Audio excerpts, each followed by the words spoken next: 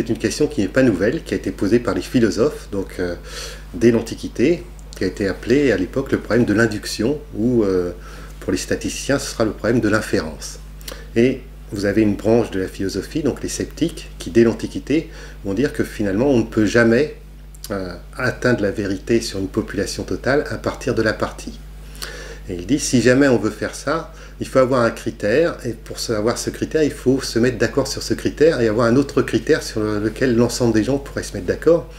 Et ils disent que dans ce cas-là, il faudra avoir une suite de critères allant jusqu'à l'infini, et donc finalement, on n'a pas les moyens de, logiquement, de traiter le problème de l'induction. Donc on a un résultat qui est négatif, et face à ce résultat négatif, que vont faire les scientifiques au fil des siècles? Finalement, certains, bon, les physiciens vont essayer de prendre en compte les erreurs de mesure, et puis vers les années 30, 25, des statisticiens vont mettre en place ce qu'on appelle la théorie des tests, et ils vont poser, au moins l'un d'entre eux, Ronald Fisher, va poser un premier critère que maintenant on appelle la significativité statistique, et qui relève de la précision de l'effet. Donc, la manière dont Fisher va traiter cette question, c'est-à-dire, effectivement, on ne peut pas savoir dans l'absolu la vérité, mais on peut mettre une probabilité sur l'existence d'un effet, par exemple, de l'aide sur la croissance. Et cette probabilité, eh bien, on va dire qu'elle sera d'autant mieux mesurée que la taille de l'échantillon sera grande. Donc, son idée est une idée fréquentiste, c'est-à-dire plus on a d'observations, mieux c'est et mieux on pourra mesurer quelque chose. Et il va proposer comme test de tester l'existence d'un effet.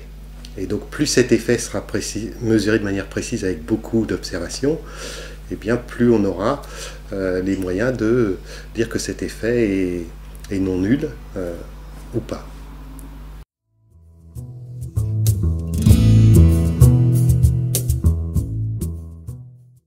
Donc lorsque Fisher propose son test, il va également l'associer à une probabilité, en tout cas la première édition, va être de dire, voilà, eh bien on autorise de se tromper une fois sur 20, ce qui revient dans la masse des publications, à dire, voilà, si on applique la méthode de test de Fisher, on autorise un article sur 20 d'être faux.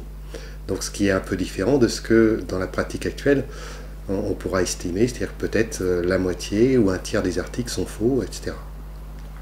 Donc néanmoins, vous voyez qu'on tombe sur une question de convention. Pourquoi dire qu'un article sur 20 doit être faux et pourquoi pas dire un article sur 100 ou un article sur 1 million, etc. Donc on retombe sur l'arbitraire mis en avant par les sceptiques pour traiter la question de l'induction ou de l'inférence. Alors, il faut voir également que dès le moment où Fisher va proposer son test, il va y avoir des collègues qui vont lui dire « oui, mais on pourrait faire un peu autrement ». Et notamment, il s'oppose à Fisher sur... Fisher a l'idée d'une sorte de vérité absolue qui serait, voilà, soit en vérité l'aide a un effet sur la croissance, soit il n'en a pas. Voilà. Et ses collègues vont dire, oui, mais en fait, tu supposes ou vous supposez qu'il y a un effet absolu, mais qu'est-ce qui nous importe, nous? Est-ce que ce n'est pas plutôt de prendre une décision, donner de l'aide ou pas? Et dans ce cas-là, le seuil de 5% n'est peut-être pas le bon seuil. Dans ce cas-là, il faut prendre en compte les coûts et bénéfices de donner de l'aide lorsqu'elle est inefficace ou de donner de l'aide lorsqu'elle est efficace, etc. Donc il propose d'entrée de jeu un critère alternatif que celui de ce seuil arbitraire reposant sur l'hypothèse d'une vérité absolue d'une chance sur 20.